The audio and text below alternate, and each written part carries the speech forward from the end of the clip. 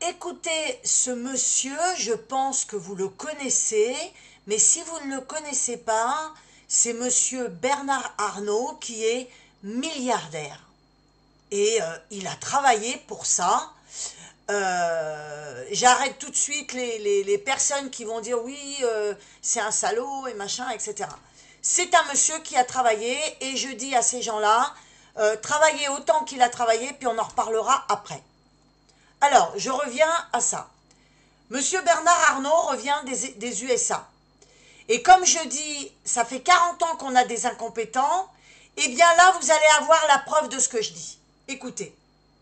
Revient des USA, comme voilà. vous l'avez très gentiment noté, et que j'ai pu voir le vent d'optimisme qui régnait dans ce pays. Voilà. Et que quand on revient en France, après avoir passé quelques jours aux USA, c'est un peu la douche froide, je dois dire. Hein. Et on a l'impression que aux USA, on vous accueille à bras ouverts, les impôts vont descendre à 15%, les ateliers qu'on peut construire aux USA sont subventionnés dans toute une série d'États, et le président américain encourage ça. Le marché se développe très vite. Donc, quand on vient en France et qu'on voit qu'on s'apprête à augmenter les impôts de 40% sur les entreprises qui fabriquent en France, hein, quand même à peine croyable. Ouais. Donc, on va taxer le Made in France. Pour refroidir les énergies, on fait difficilement mieux. Hein. Pour pousser à la délocalisation, c'est idéal. Voilà, donc vous avez entendu, la mentalité est complètement différente là-bas. Donc, quand vous regardez la délocalisation, comme il dit, ce qui est normal. Moi, j'ai été chef d'entreprise. Quand on regarde toutes les charges que l'on a à payer, en plus, il faut payer les salariés, etc. Il ne nous reste pas grand-chose à la fin du mois.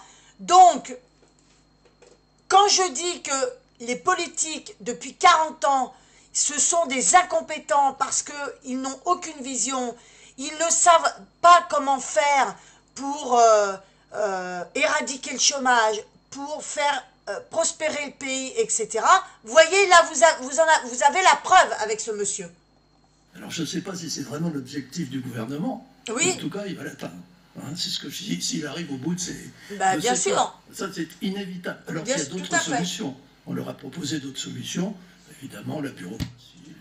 Voilà. Bah, voilà. Hein, pour ça, faudrait faire comme aux États-Unis, nommer quelqu'un pour slasher un peu la bureaucratie. Mais dès qu'on essaye de faire ça,